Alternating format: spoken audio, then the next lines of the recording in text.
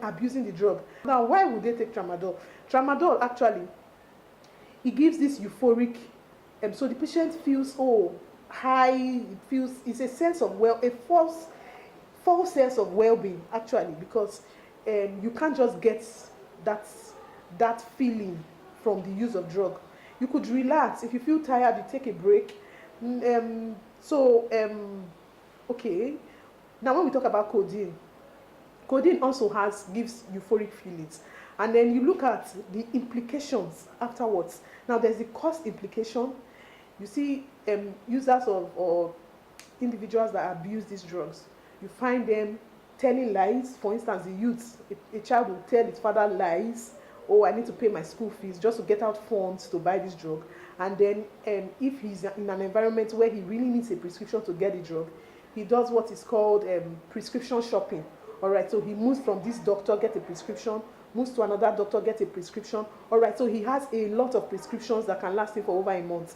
Now, even though he doesn't have a prescription that will last him for over a month, he can devise other means. He can go and shoplift the drug. All right, so he walks into a pharmacy and he knows he needs a prescription. All right, so he goes there and just picks the drug and puts it in his pocket. All right, I had an incident. I was working in a place, and there was this lady that was always coming in. She would just walk in, and it was supposed to be a prescription only medicine, but it was on the shelf. All right, and then we had like a mini mart also in the pharmacy.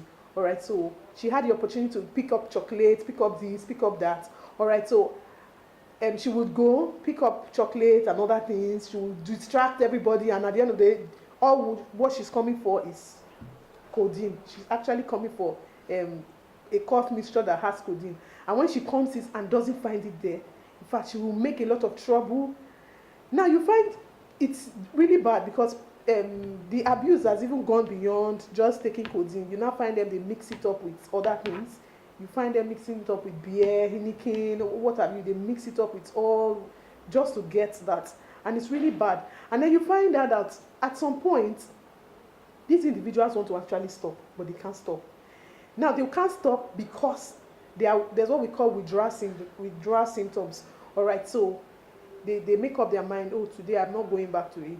Maybe they shoplifted and then they were embarrassed, or they were caught and all that. All right, so they make up their mind and like, oh, I'm not going back to this. I want to put an end to this. It's actually possible, but the withdrawal symptoms, like I was going to say, you find them, they are agitated.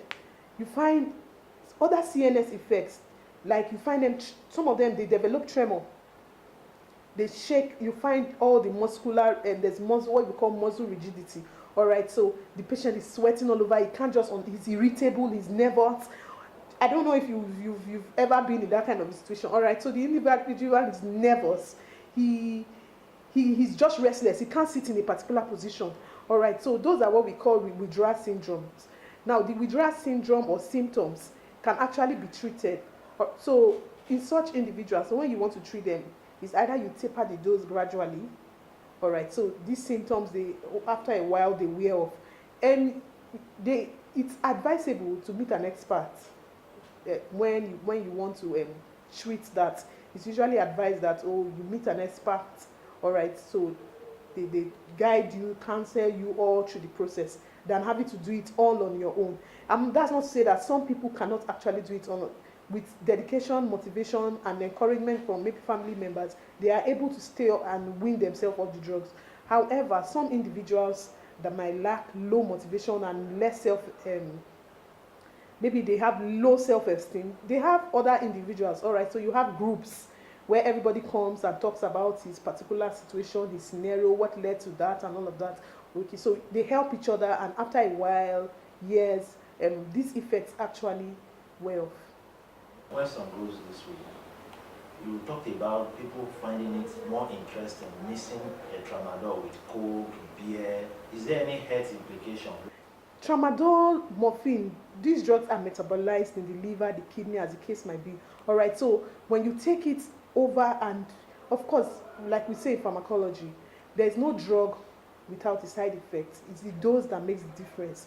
All right, so even paracetamol that we all take, if you take it in excess, will cause hepatic failure. You have your all right, so there's no drug without a side effect. It's the dose that actually make it different. All right, so in these individuals, when they take it for a very long time, you find them coming down with liver damage, kidney damage.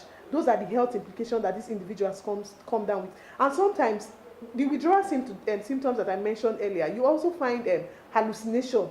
Now, when I say hallucination, you find them, oh, they are just speaking to themselves. Now, those are part of the effects of the drugs. All right, you find them hallucinating. Sometimes some of them even convulse in the process of trying to withdraw from the drug. All right, of course, beer, all those are they are normal barley wheat that we have. Alcohol. Alcohol is actually a CNS substance. It depresses the CNS. When I say depresses the CNS, the same way. All right, so the patient takes alcohol and feels a sense of pleasure and well-being. All right, so I'm wondering, I've not taken codeine and I've not taken alcohol before, so I'm wondering what height of pleasure they actually derive when they make a